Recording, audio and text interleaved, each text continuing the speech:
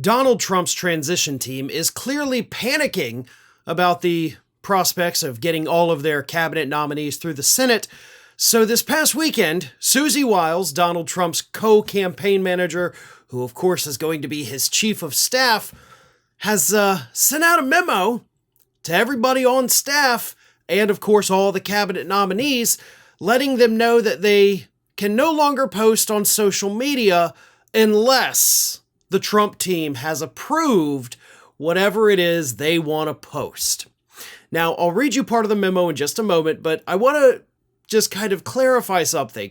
The campaign insists that this has nothing at all to do with the ongoing MAGA civil war that has erupted on social media. No. It's not about that, totally. Trust me, believe me, they say. Instead, we don't want you idiots saying stupid stuff, so please shut your mouths. This is what part of the memo says. While this instruction has been delivered previously, it's always a great way to start, right? Like, hey, we told you idiots once, and I guess now we have to say it again. I am reiterating that no member of the incoming administration or transition speaks for the United States or the president-elect himself. Accordingly, to all intended nominees should refrain from any public social media posts without prior approval of the incoming White House counsel. Which, if you're narrowing it down to just the White House counsel, that's Alina Habba. So that's a pretty big task for Alina Habba, right?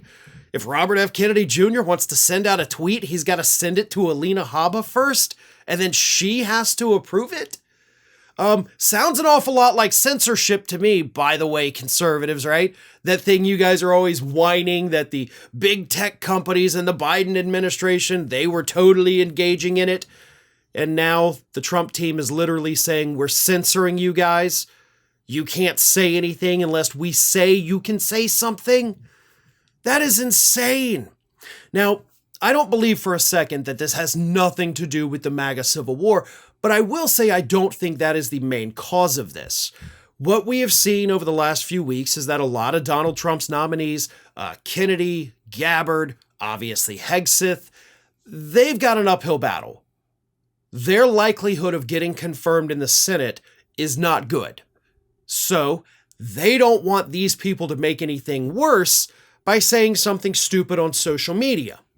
And obviously they wouldn't be sending out the memo if they didn't think these people were going to say something stupid on social media. But that gets to a bigger point. Remember in Trump's first administration, he said he was going to hire only the best people, and then of course he didn't. Well, he still maintains that he's only going to hire the best people. So why don't you trust the people you've picked? That's what this is about, folks.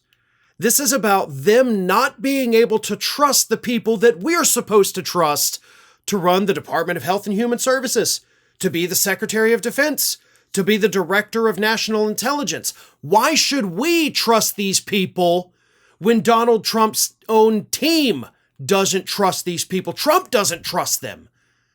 If you can't trust them to put out a tweet, then why should the public trust these people on matters of public health, right? They're not even competent enough to tweet without Alina Habba looking over their shoulder. Why would we want them making policies for our health? Why would we want them in charge of intelligence for this country when they can't be trusted to post on Facebook? That is what this is about, and that is the part that the media continues to miss. If Trump doesn't trust the people he has picked, then nobody else should either. So this is intended, of course, to protect these people and get them through confirmation. But in reality, it only raises more questions about why these people are not trustworthy. Thanks for watching today, everybody. And don't forget, if you're not already, please do subscribe to this channel. We have fresh content going up every single day, and I would really hate for you to miss out on that. And speaking of missing out, if you're not following me across all other social media outlets, then get on it. You can follow the links in the description of this video.